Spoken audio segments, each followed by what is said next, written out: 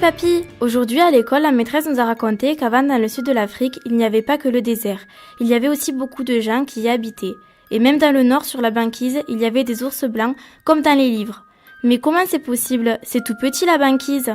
Ta maîtresse a raison, ma puce. Avant, il y avait des ours blancs qui y vivaient car elle est très grande, très grande. Non mais c'est pas vrai pour l'Afrique, il y avait déjà autant de déserts, non? Et non, et tu sais pourquoi j'en suis sûr? C'est parce que quand j'étais jeune, je n'habitais pas à Decazeville mais en Éthiopie en Afrique. C'est un pays qui n'existe plus maintenant, il est caché par le désert. Je suis ce qu'on appelle un réfugié climatique. Ah oui, à la télé ils en parlent, mais c'est quoi l'exil climatique? C'est le déplacement forcé de populations ou d'individus d'un lieu à l'autre, à cause de phénomènes climatiques extrêmes comme les inondations ou les tempêtes, ma chérie. Et malheureusement, tous ces phénomènes ont été amplifiés et étaient déjà liés en grande majorité au réchauffement climatique, qui n'a d'ailleurs pas cessé de s'accroître durant tout ce temps. Depuis une dizaine d'années, les gens comme moi sont d'ailleurs de plus en plus nombreux partout sur le globe. Mais pourquoi es-tu parti, papy? Je suis parti parce que je ne pouvais plus vivre dans ma région. La chaleur était insoutenable, il ne pleuvait plus. Toutes les plantations sur lesquelles je travaillais étaient asséchées, plus rien ne poussait. Alors un jour, j'ai décidé d'aller à la capitale pour y trouver du travail. Et tu en as trouvé? Non, tu sais ma grande, je n'étais pas le seul à partir. Déjà en 2008, 36 millions de personnes ont dû quitter leur habitation pour se diriger vers les espaces urbains. Mais je ne me plains pas. Aujourd'hui, il y a 250 millions de réfugiés climatiques. Les prévisions de l'ONU se sont révélées justes finalement. Déjà à l'époque, il y avait plus de migrants environnementaux que de réfugiés de guerre, et c'était le continent asiatique qui était le plus touché avec 81% des réfugiés climatiques. Enfin bref, la plupart des gens qui se déplaçaient à cause de changements climatiques se concentraient dans les villes. C'est ce qu'on appelle des migrations internes. Du coup, il y avait beaucoup trop de monde, et personne ne trouvait du travail. En fait, cet important exil vers ma ville avait créé un déséquilibre économique, et des problèmes de construction avec la multiplication des bidonvilles. Mais alors, qu'est-ce que tu as fait? J'ai décidé en août 2015 de quitter l'Éthiopie, et j'ai été jusqu'au Soudan, où j'ai travaillé un peu, même si c'était très compliqué parce que là-bas, c'était la guerre. Je n'ai pas pu rester. Alors j'ai traversé le désert du Sahara pour aller en Libye, en espérant pouvoir m'installer là-bas, et gagner de l'argent avant de revenir en Éthiopie. La traversée a été difficile parce qu'il y avait beaucoup de chances de mourir. Par exemple, si on n'avait plus de carburant ou qu'on se perdait, c'était fini pour nous. On était 21, tous serrés en position fétale avec seulement 10 litres d'eau pour un voyage qui pouvait durer 3 jours comme un mois. Mais en Libye, j'ai été emprisonné pendant 3 mois, puis j'ai été relâché en échange d'argent. Ensuite, je suis allé en Égypte, mais la situation n'était pas exceptionnelle là-bas non plus. Caché dans un camion de marchandises, je suis retourné en Libye pour tenter la traversée de la Méditerranée.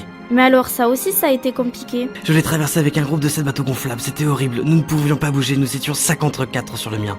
La mer était agitée, plusieurs sont passés par-dessus bord. À l'arrivée en Italie, nous n'étions plus que 3 bateaux, et sur chacun, plusieurs personnes étaient mortes. Sur les plages de Vintimille, nous étions des milliers de tous les pays. Je suis resté quelques jours en Italie, puis j'ai décidé de m'en aller en France. Je suis arrivé à Paris en août 2018. Mon périple avait duré 3 ans. Je suis resté quelques mois dans un camp de réfugiés, puis on m'a envoyé à Decazeville où j'ai demandé des papiers pour pouvoir travailler et rester en France. C'était compliqué à cette époque, car il n'y avait pas de statut pour nous les réfugiés climatiques, et nous n'avions aucun droit. Mon cas était tout aussi complexe que des millions d'autres. Certes, j'avais quitté mon foyer à cause de la sécheresse, mais c'était parce que je ne pouvais plus travailler. Alors étais-je réfugié climatique ou économique? Puis quand j'ai quitté le Soudan à cause de la guerre, cela faisait-il de moi un réfugié de guerre? C'est ce genre de problématique qui a empêché la reconnaissance officielle du statut de réfugié climatique. Ça et la Convention de Genève qui n'avait pas du tout prévu ce genre de cas. Mais est-ce que tu regrettes ce que tu as fait? Bien sûr que non, je suis heureux ici. La seule chose que je regrette, c'est que personne n'ait agi avant pour éviter que tous ces gens voient leur vie brisée à cause du climat. Regarde par exemple ces petits états insulaires comme les îles Marshall. Ils existeraient peut-être encore si les gens s'étaient mobilisés et avaient mis un peu du leur pour les sauver.